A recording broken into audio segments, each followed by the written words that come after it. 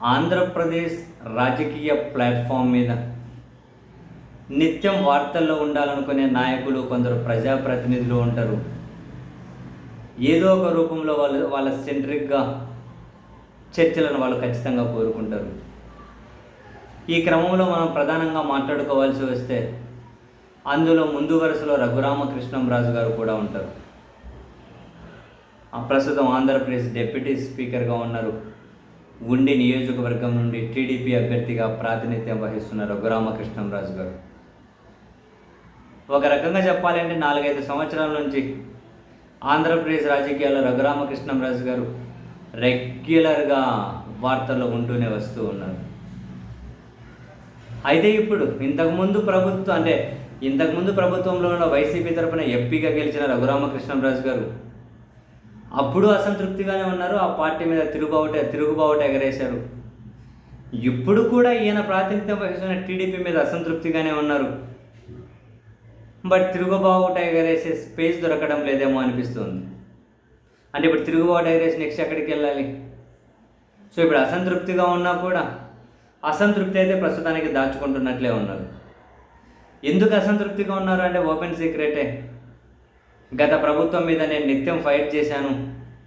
గత ప్రభుత్వం మీద వ్యతిరేకత పెంచడంలో నాది కీలక పాత్ర. కాబట్టి ఇప్పుడు ఎమ్మెల్యేగా గెలిచాను కాబట్టి మంత్రి పదవి వస్తుందని చెప్పి ఫస్ట్ అనుకున్నారు. రాలే. స్పీకర్ అవుతామనుకున్నారు, కాలే. టీటీడీ చైర్మన్ అనుకున్నారు, పాసిబుల్ కాలే. చివరికి ఎటు కాకుండా డిప్యూటీ స్పీకర్ ఇచ్చారు. అప్పుడే రఘురామకృష్ణంరాజు గారిని అభిమానించే వాళ్ళు కూడా తీవ్ర అసంతృప్తి వ్యక్తం చేశారు. రఘురామకృష్ణంరాజు గారు కూడా తీవ్ర అసంతృప్తిగానే ఉన్నా ఇంతకుముందు ప్రభుత్వంలో ఆయన మీద కేసు పెట్టి కస్టోడియల్ టార్చర్కు పాల్పడ్డారు అని పదే ఆరోపణలు చేస్తున్న రాజుగారు ఈ ప్రభుత్వంలో వాళ్ళందరికీ కూడా అటువంటి న్యాయమే జరగాలి అని చెప్పి ఆయన కోరుకుంటూ ఉన్నట్టున్నారు. ఆయన రాజుగారి విషయంలో కొందరు ఐపీఎస్లను సస్పెండ్ చేశారు, మరికొందరిని అరెస్ట్ చేశారు. విచారణ సాగుతూ ఉంది. అయినా కూడా ఎందుకు రాజుగారు సాటిస్ఫైగా లేరు. మరి నా విషయం ఎందుకు సీరియస్గా తీసుకుంటలేరు, నా విషయంలో ఎందుకు మరింత దూకుడుగా ముందుకెళ్తలేరని చెప్పి ఓపెన్గానే ఆయన అసంతృప్తి వ్యక్తం చేస్తూ ఉన్నారు రాజుగారు. మరి ఆయన ఇంకేం న్యాయం కోరుకుంటున్నారో తెలియడం లేదు.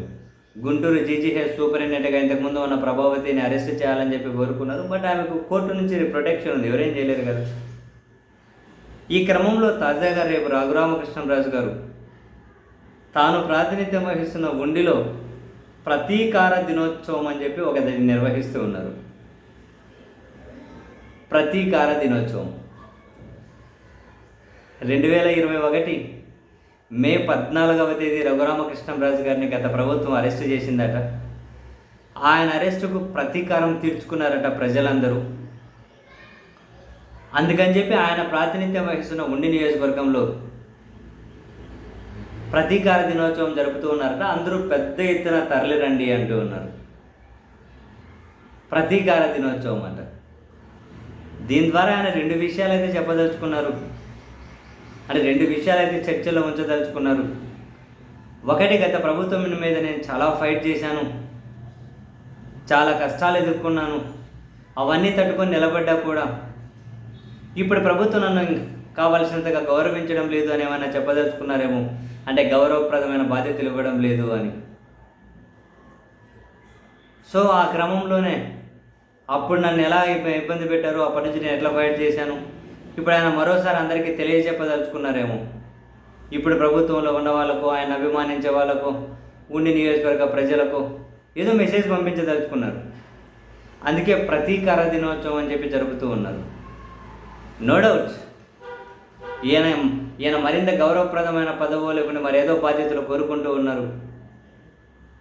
అందుకని చెప్పే ఇది ఒక రకంగా రఘురామకృష్ణంరాజు గారు ఆయన దృష్టిలో పాత గాయాన్ని మళ్ళీ గుర్తు చేసుకుంటూ ఈ కార్యక్రమం ఏర్పాటు చేయడం ద్వారా తనను అభిమానించే వాళ్ళలోనూ, కూటమి పార్టీ కార్యకర్తల్లోనూ అయ్యో పాపం రాజుగారు అని చెప్పి ఒక రకమైన మళ్ళీ సాఫ్ట్ కార్నర్ సానుభూతో ఇంతకుముందు ఉన్నోళ్ళకే మళ్ళీ దాన్ని గుర్తు చేసే ప్రయత్నం అనుకుంటారు. ప్రతీకార దినోత్సవం అట.